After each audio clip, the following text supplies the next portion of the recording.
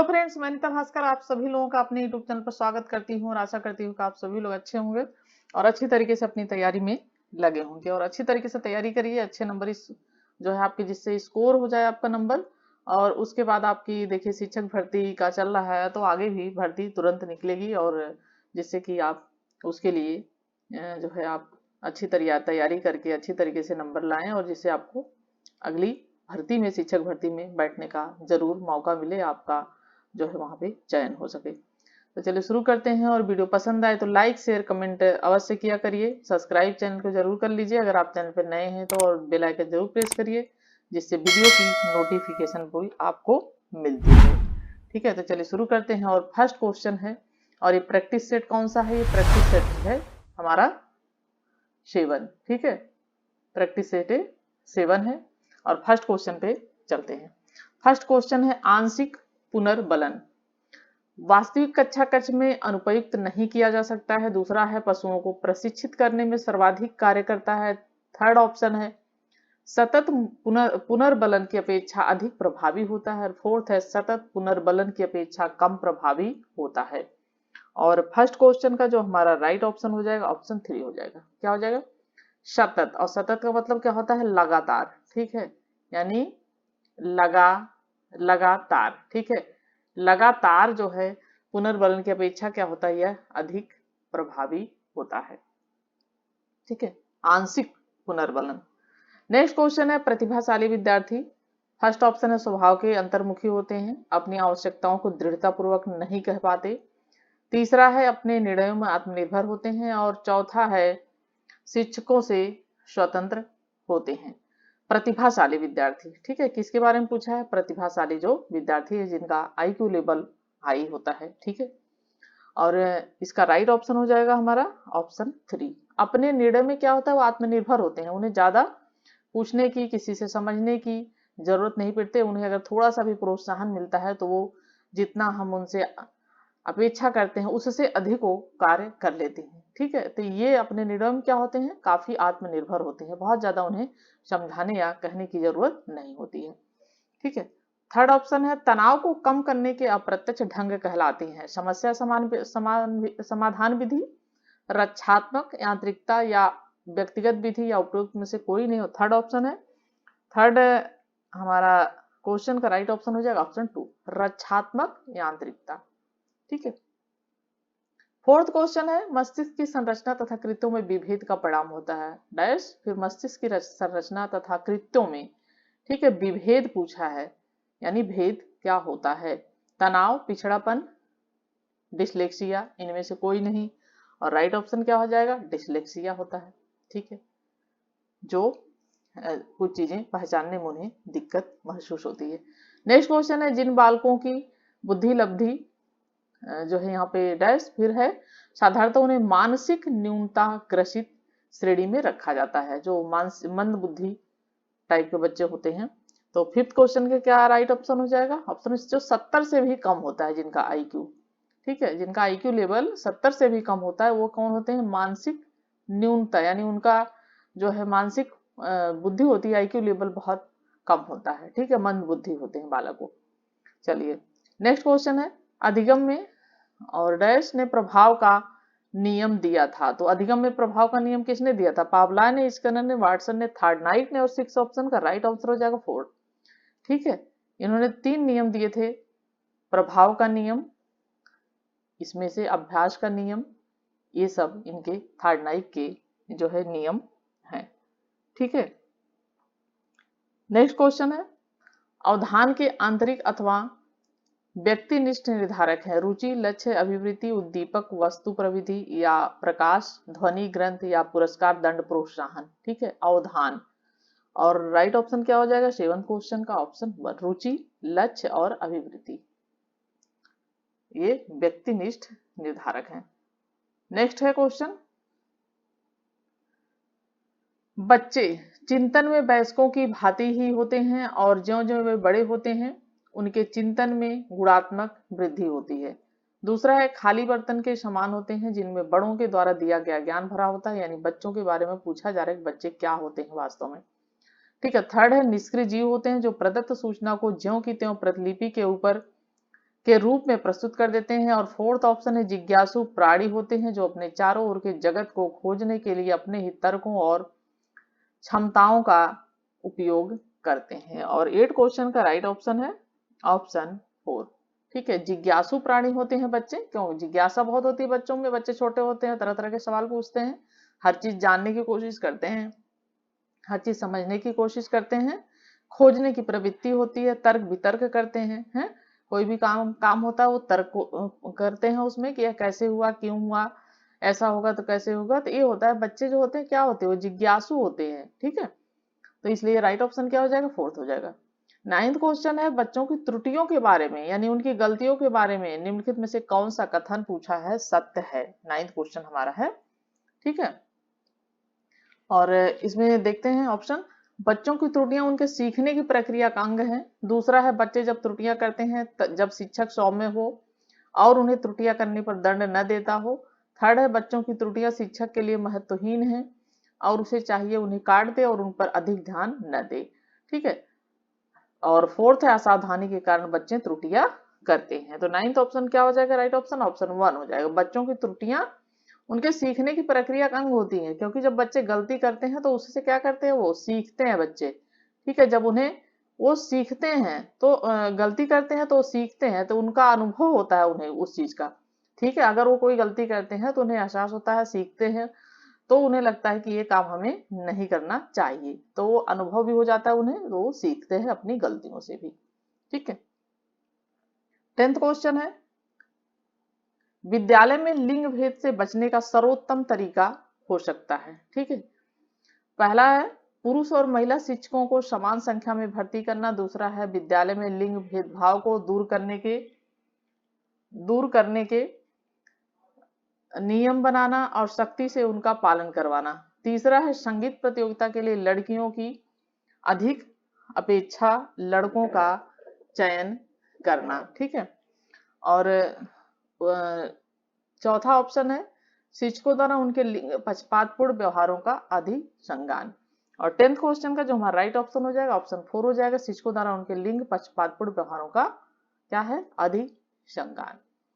ठीक है, और क्योंकि विद्यालय में लिंग भेदभाव से बचने का सर्वोत्तम तरीका क्या होता है, यही पक्षपातपूर्ण व्यवहारों का जो है अधिसंज्ञान होना आवश्यक, क्योंकि स्त्री पुरुष के मध्य असमान संबंधों की जो व्यवस्था होती है वो क्या करती है, विभेद के कारण सामाजिक संगठन को प्रदर्शित ये करता है।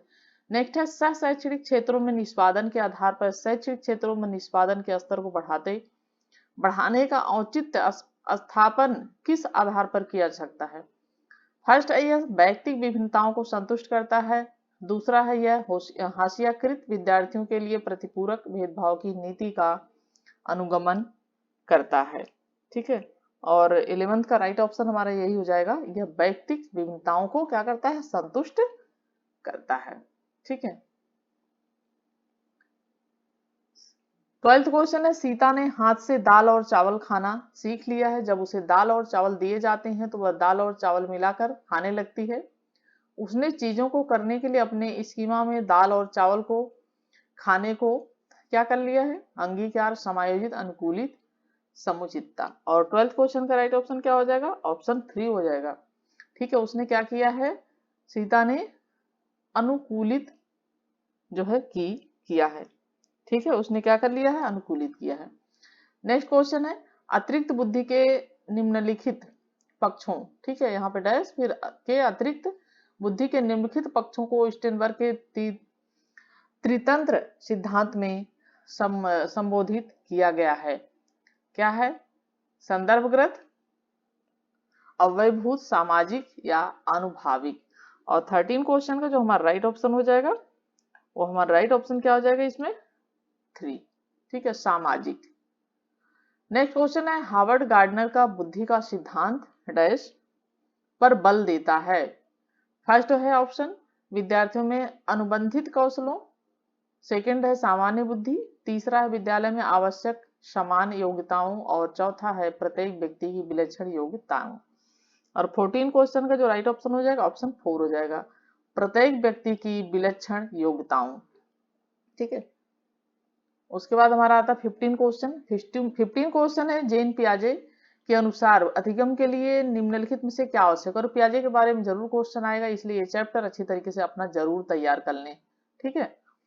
और इसमें ऑप्शन है वयस्कों के व्यवहार का अवलोकन, दूसरा है ईश्वरीय न्याय पर विश्वास, तीसरा है शिक्षकों और माता पिता द्वारा पुनर्बलन, और चौथा है विद्यार्थी के द्वारा पर्यावरण की सक्रिय खोजबीन। और 15 क्वेश्चन का राइट ऑप्शन हो जाएगा ऑप्शन 4, विद्यार्थी के द्वारा पर्यावरण की सक्रिय खोजबीन, ठीक है।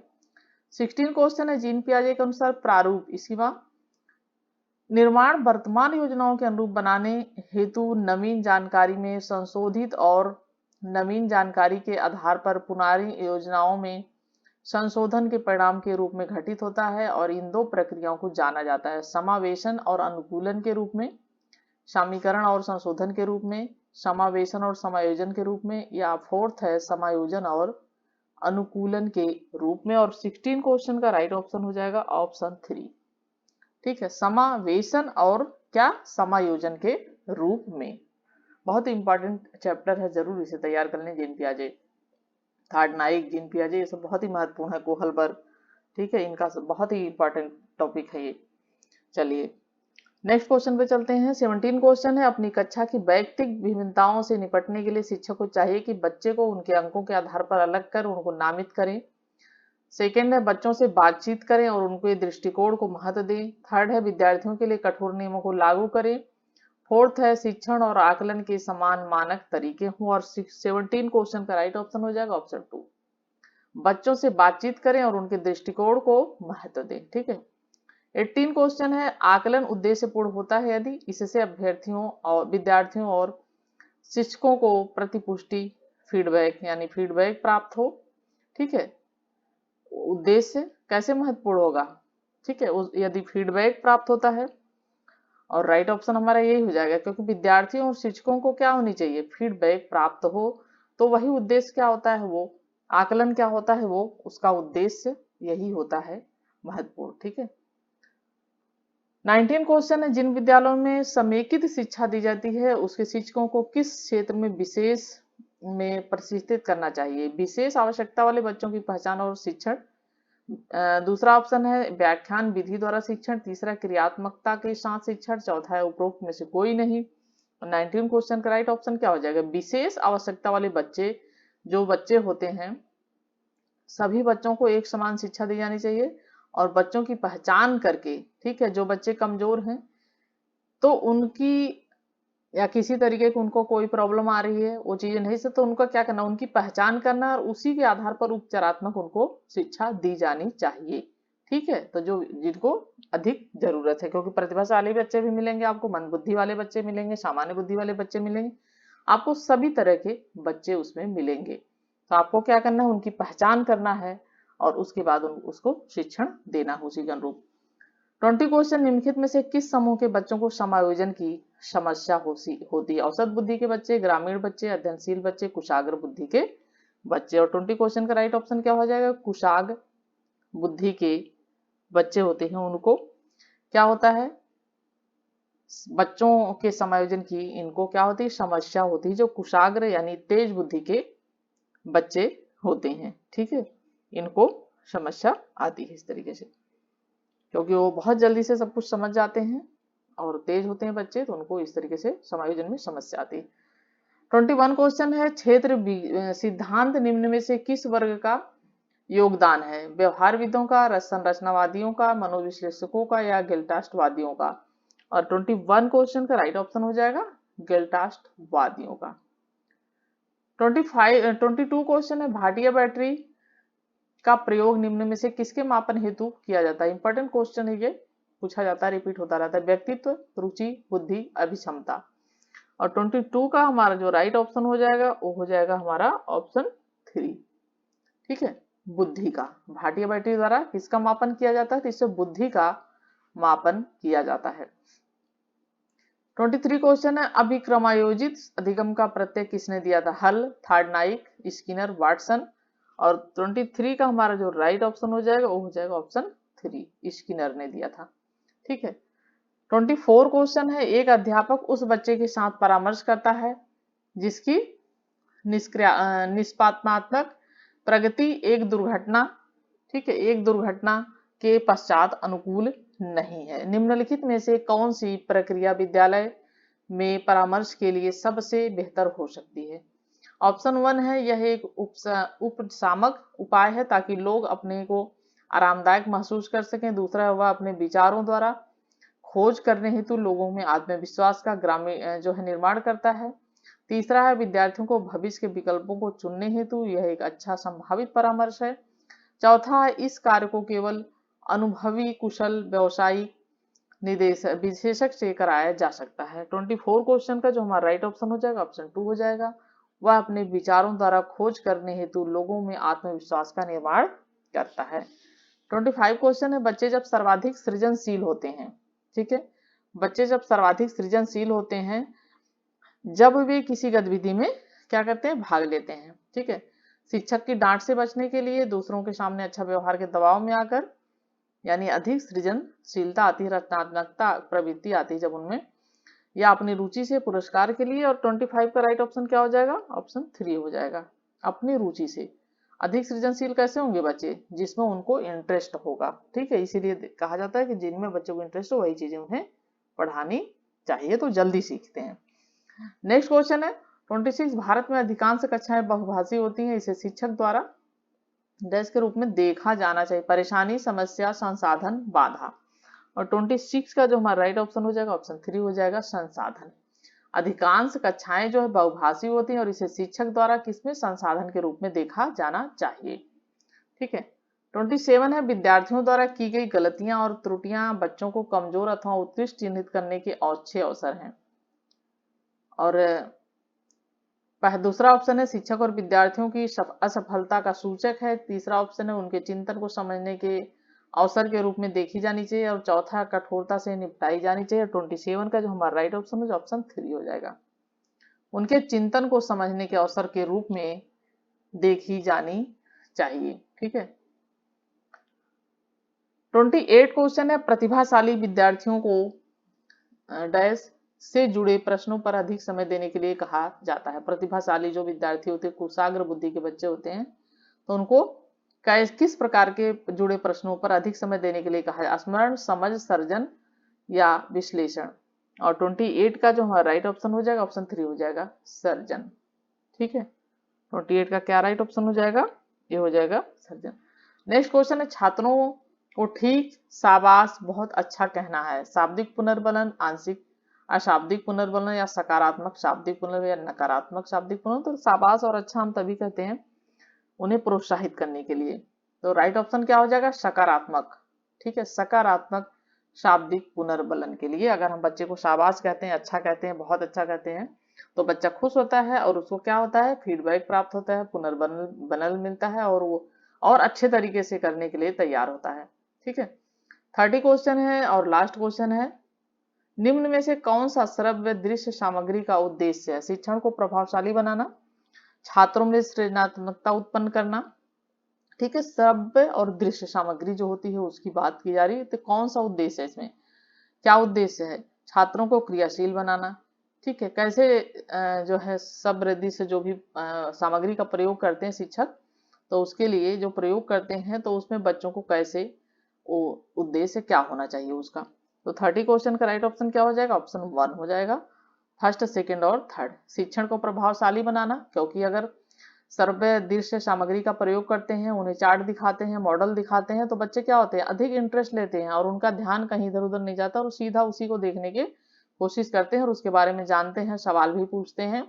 तो उससे क्या होता है, शिक्षण क्या होता है, प्रभावशाली बनाते हैं, यानी बच्चे बोर नहीं होते हैं बिल्कुल भी और उनकी समझ विकसित होती है।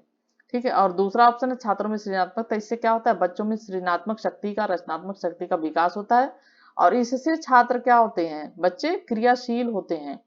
ठीक है, अगर हम सिर्फ लेक्चर दे रहे हैं तो बच्चे सुस्त हो जाएंगे, कुछ बच्चे सो भी जाएंगे, लेकिन अगर हम उनको इस तरीके से पढ़ाएंगे, श्रव्य दृश्य सामग्री का प्रयोग करेंगे तो बच्चों में क्रियाशीलता उत्पन्न होगी और अधिक अच्छी तरीके से वो समझो जो है उसको सीखेंगे।